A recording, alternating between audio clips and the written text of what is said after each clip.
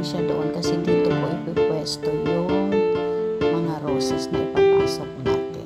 Ito yun. Ito guys, yung roses na ipapasok natin sa loob kasi andito siya sa labas.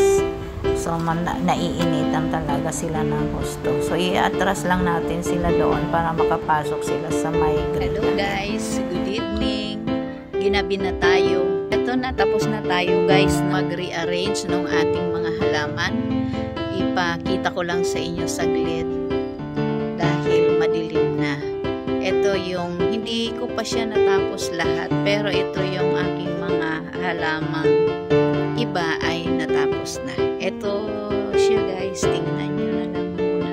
Ayan. Yan yung aking paglalagyan ng orchid ay nilagay ko lang muna dito. Hindi ko pa maalaman kung saan ko pa siya pupwesto. Ito dati pa rin sila yung naan dito sa side na ito. Naandyan pa rin, dati pa rin. Kasi hindi sila pwede sa direct sunlight.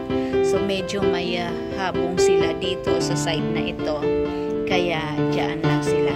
Din yung roses natin, kanina na andito siya sa labas, nakaharap talaga siya sa direct sunlight, lalo pag hapon. Kaya ipinasok natin sila dito sa may green na net natin. Ayan, nasa loob na sila.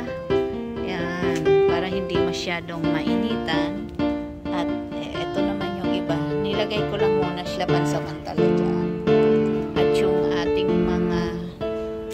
Ibang halaman ay naandito naman. Ayan o. Ilagay ko lang muna din yung mga hanging plant natin, yung mga tassel fern, yung mga orchid, yung spider. Andoon lang muna sila sa itaas. Then yung ating ibang fern ay nilagay ko lang muna dito. Ayan.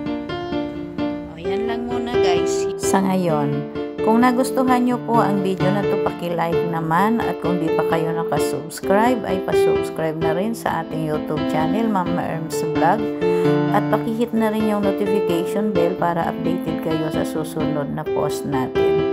Thank you guys for watching. Bye. I heart you. God bless us all.